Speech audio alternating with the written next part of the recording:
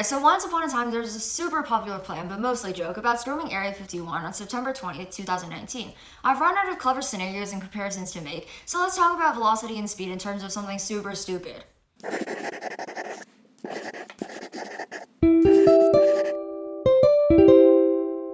Hi guys, and welcome back to Fast Physics, where I try to talk about physics quickly and interestingly. Once again, I'm your host, Maggie. I'm 827 weeks old, and my dad calls me a clothes hoarder because I am. Anyway, let's do a really quick review of the things that we need to know in order to understand this video. The motto of the Area 51 plan was, "They can't stop all of us," and it really quickly became a super popular internet joke and even a meme.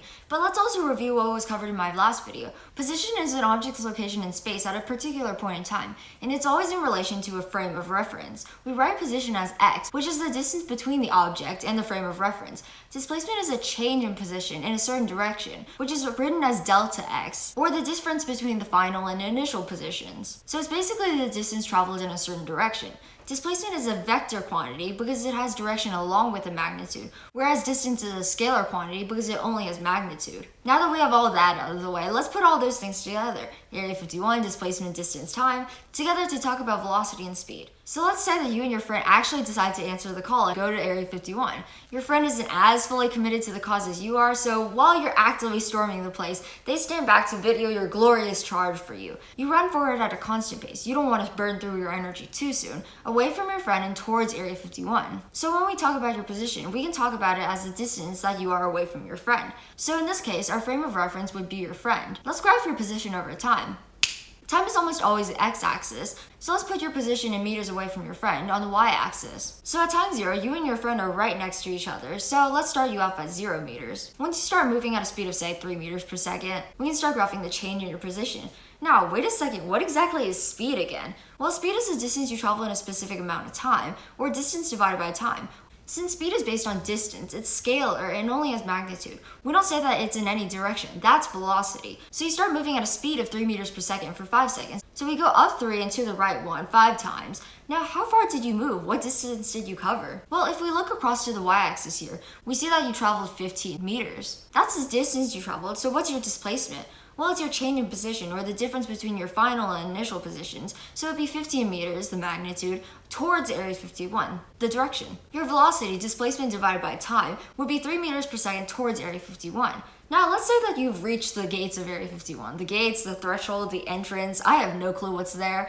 You feel a sudden flash of fear when you realize that nobody else has taken the meme seriously, and you stand still in fear for a second before running back to your friend at a speed of 5 meters per second. So this is the point where we can really see the difference between velocity and speed. Over your entire journey to and from Area 51, you traveled a distance of 30 feet, 15 there plus 15 back. But you had a displacement of 0. Sure, you moved, but you ended up exactly where you started. 0 meters from your reference point, which was your friend. To find your velocity, we divide that displacement by the time elapsed. So 0 meters divided by 9 seconds. So even though we know that you traveled at an average of 3.333 meters per second in speed, 30 feet of distance divided by 9 seconds, you had an average velocity of 0.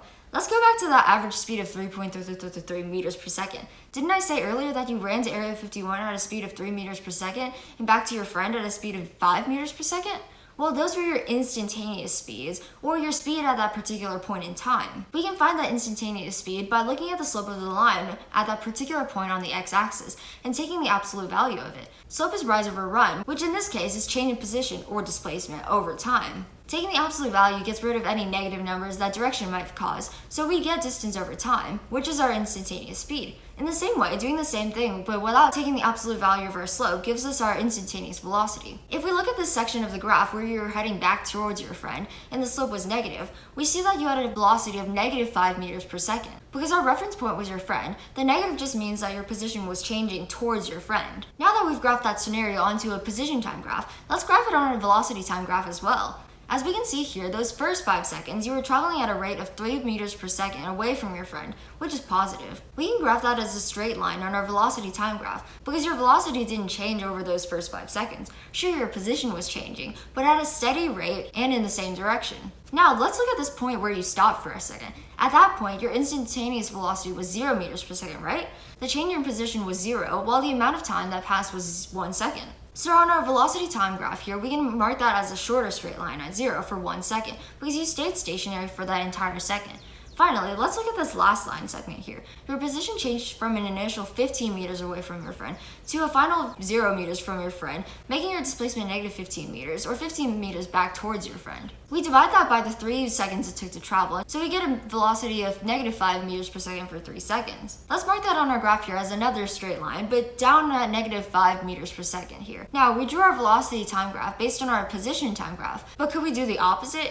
Heck yeah, we totally could. Instantaneous velocity is easy. We just go to a specific point on the x-axis, which represents a particular point in time, and we look at the corresponding value on the y-axis. On the other hand, displacement requires a tiny bit more work. We can look at our DTV triangle, which is just the DTS triangle from earlier, but with displacement and velocity replacing distance and speed. We see that velocity is displacement over time, but we can also see that displacement is velocity times time. So we can see that at 5 seconds, our velocity was 3 meters per second. We multiply 3 meters per second by 5 seconds. The seconds cancel each other out, and we're left with the displacement of 15 meters. Now that's also the area of this portion of the graph under the line, right? We have a width of 5 and a height of 3, which gives us 15. We can use this property of velocity graphs, the area between the line and the x-axis, to help us find displacement. For example, if we want to see the displacement between 6 and 9 seconds, we can look at the width here of 3 seconds and the height here of negative 5 meters per second. To get that, you are displaced negative 15 meters in those last 3 seconds of your sad, lonely retreat from Area 51.